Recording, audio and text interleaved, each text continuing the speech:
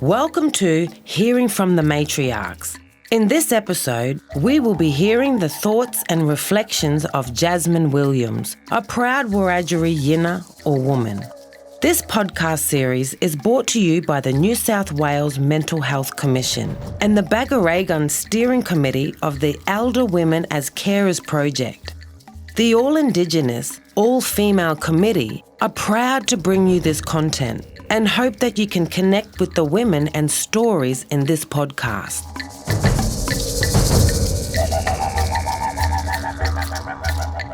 Yuanyadi, my name is Jasmine Williams. I am a proud Wiradjuri Wallagaloo Yinna, a woman. Songlines from Cowra. I was born in Cowra in New South Wales and have lived in Wagga Wagga the majority of my life. Jasmine is an elder of the Wiradjuri people and a matriarch and strong advocate within her community. She is currently working as a research assistant for UTS and the Our Wisdom, Our Ways First Nations Female Carer Project. Jasmine is particularly passionate about advocating for our First Nations youth and has been instrumental in founding Wagga's First Nations Youth Suicide Prevention Community Action Group. I have family on Orambe Mission, that still live there today. I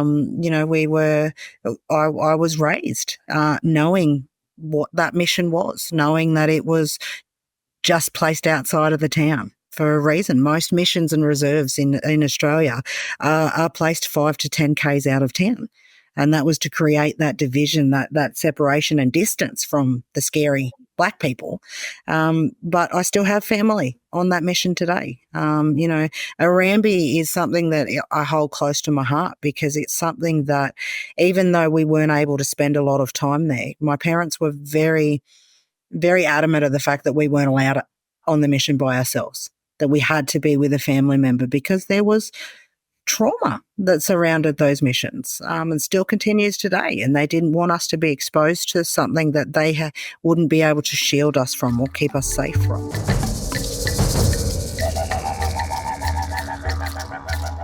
I started straight from high school wanting to care for our people. So began in nursing and then moved into clinical mental health fields. Having children that have special needs drives me. Being in that caring role and being in professional, personal, clinical space and then personally a non-clinical space and being able to navigate through westernised health systems is what drives me and put me where I am today in this seat. We don't clock off at 9 to 5, especially our First Nations females. We're in that informal caring role for multiple family members at one time, not just the person that has maybe, a chronic medical condition or mental health conditions. You're actually caring for basically every family member or kinship system that you have because you are the matriarch. You are the one that holds the glue together. You hold all the shit together, basically. So a lot of that relies on the woman. And I've said, that one of the most frustrating parts about being in that role as well is having to be on point all the time. Is that, when we do start to feel overwhelmed or getting too close to a point of burnout, that's when we notice, we forgot something. I forgot to get her ready for this appointment, or I forgot to do this appointment. And then people go, well, hold on, you're forgetting a few things lately. Are you okay? It's like, well, you know what? I am allowed to make mistakes. I am allowed to forget some things. That just shows how much I actually have to be in control of and how much I am actually involved in. And that's everyone. That's from the children, the partners, the work, the community. It's everything. And so many hats that we wear as women that does not get taken into account. It's that, oh no, well, are you a carer? What are you doing in that caring role?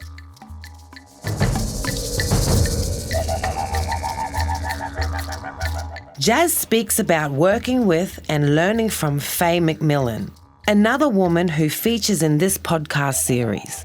I think my biggest inspiration has been able to work with Bloss, work with Faye.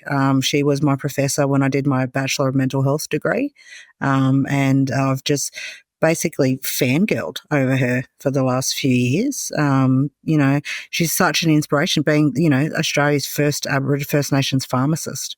Is such an honour and a title to have, just to know that in that short time that Australia has been alive as a country, as a whole, our people haven't been given the very best intentions of being able to survive and thrive in this country. So to be able to work alongside another strong female that wants to do right by their community is something that drives me.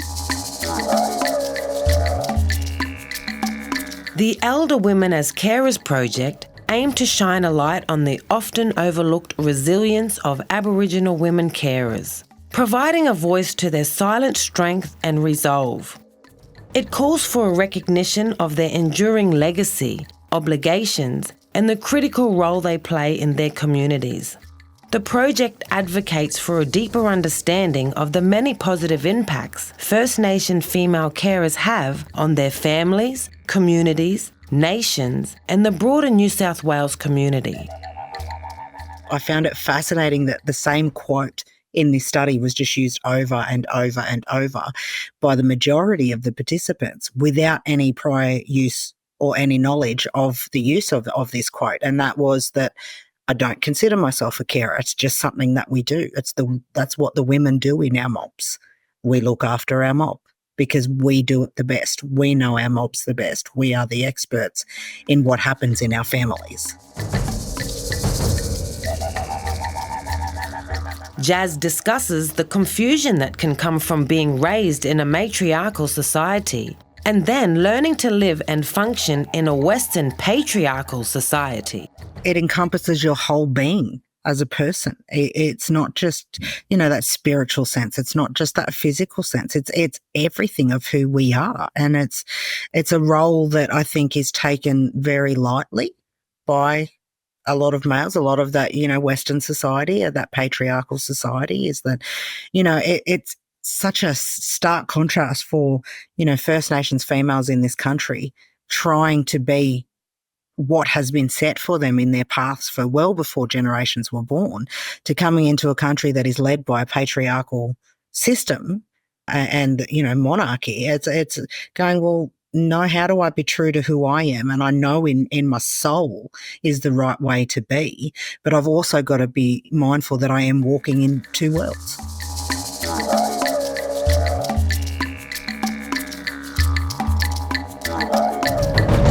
In a recent yarning circle, Jazz and the other women discussed the concept of obligation in their culture and how it is learnt. That's why I love our culture so much, is because the oral history of our people is so important.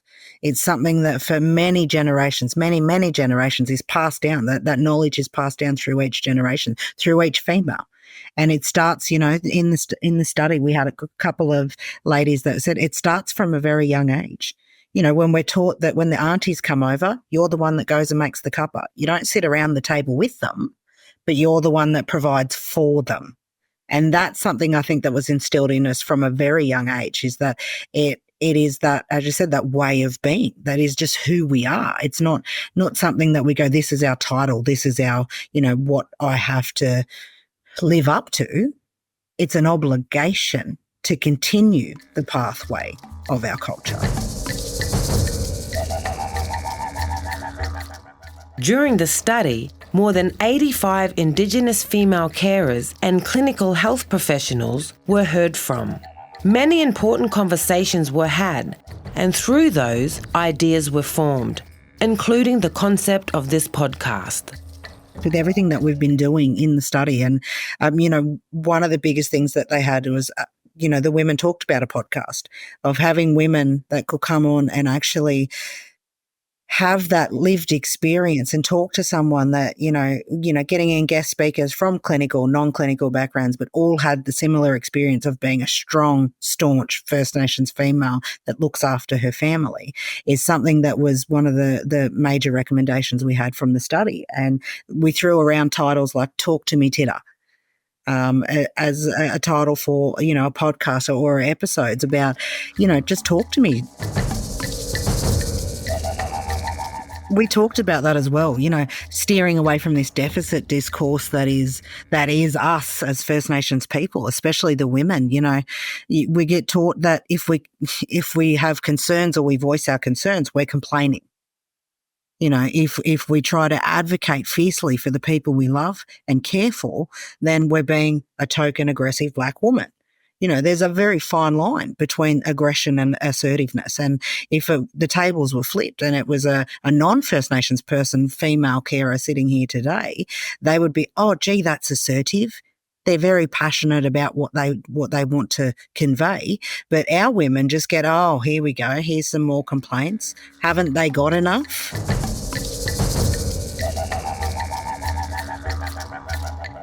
When Jasmine speaks, it is with passion, with purpose, and she's clear on the source of her inspiration. When I become passionate or I speak publicly about this sort of stuff, and it's because there's something else flowing through me, and that is my ancestors talking for me. So I find that my voice changes, my body language changes, and that's when I know that, my bloodlines are coming through as the healer, as that knowledge holder, and going, this is what has to be passed on. It's something that we need to keep having these conversations about to make it more realistic for non-First Nations people to get a better grasp and an understanding of what it is that we do and the importance of the women in our communities.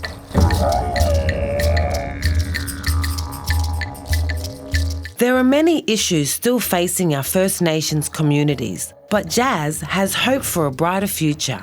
Saddest thing is we still have people and children being removed from their homes today, numbers that are far greater than ever before in the stolen generation. And that is because things are still not working. They're putting in, Band-Aid solutions to try and millions and millions of dollars in bucket loads of funding for services that aren't actually listening to First Nations people. They're not consulting with our people. They're not asking the right questions of what we determine are our concerns. And this is hopefully one of the first steps of having, an all First Nations female-led research team, all First Nations-led steering group, having these resources and these outcomes of this project are, baby steps, but I firmly believe over the next few generations, we're going to actually make some progress because, even though, and this came up a lot as well, even though we've had things like the referendum that have had the voice referendum that has had a overwhelming majority of this country voted no to having a voice. Again, for lack of, better phrasing, due to miscommunication, misinformation, and propaganda from the media. Again, this isn't something that is new to our people. This is something that's been happening for 250 years.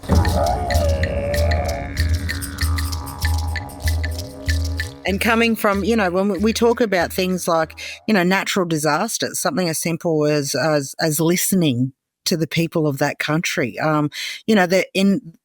As the oldest living surviving culture in this whole world and having that oral history to back us up, we didn't have any mentions of things like bushfires and floodings and things like that. Like we had some natural disasters when the weather dramatically changed, but things like bushfires wasn't relevant in our generations because we looked after the land. We didn't take more than what was needed from the land. And this is something that, they're now, the RFS and fire services are now starting to listen and go, oh, well, cultural burning might be something that we have to listen to. We might actually have to bring in people that have that knowledge and do some of that stuff so that we can preserve what we have. As more Indigenous women realise that they are a carer, it is important to connect and take strength from other women's experiences. A lot of the women in the second group discussion was that one of them said, it's not enough. One yarn and feeling like you got a lot of stuff off your chest and were able to debrief about your journey and actually have your journey captured. It's not enough. They want to be able to keep talking now that it's like, the floodgates being open. And now that a little bit has trickled out of their story and their experiences, it actually makes them want to open up more and talk more.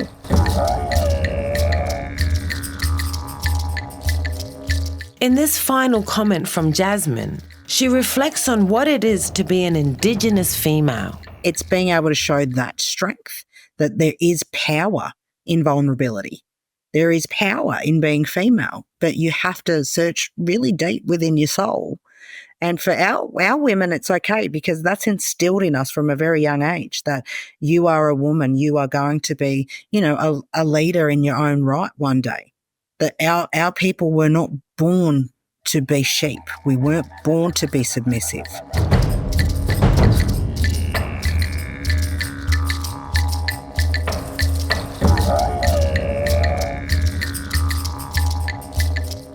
That brings us to the end of the interview with Jasmine Williams, proud Wiradjuri Yinna and community matriarch. This podcast series, Hearing from the Matriarchs, is brought to you by the New South Wales Mental Health Commission. It is an initiative of Bagaragan, the all-Indigenous, all-female steering committee of the Elder Women as Carers project. Podcast recording by Bunjagiri Consulting and editing by Venture Films. Narrated by Dizzy Doolan and recorded by Pegasus Studios.